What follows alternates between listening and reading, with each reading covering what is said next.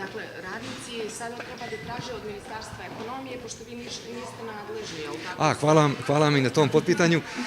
Eto, vidite kako se brzo radi u državi. Mi smo imali razmjenu, rekao bih korisnu razmjenu mišljenja nakon gostovanja u jutarnjem programu i dužan sam da informišem javnost da smo, evo, danas dobili i preostali dio dokumentacije od strane Ministarstva ekonomije, tako da rekao bih da je bila brza reakcija iz Ministarstva ekonomije, da smo dobili svu dokumentaciju koja je bila potrebna i da smo na taj način dobili praktično uslove da se Ministarstvo poljoprivrede bavi i mineralnim vodama osim samih voda, jer doskoro su mineralne vode zbog ovog dijela mineralni bile u sastavu Ministarstva ekonomije.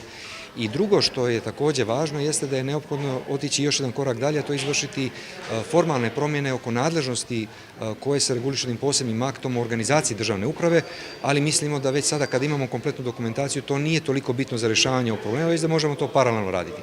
Ali mislim da je bila brza reakcija Ministarstva ekonomije i da smo danas i potpisivanjem ovog ugovora i primopredajom dokumentacije uradili dosta posla.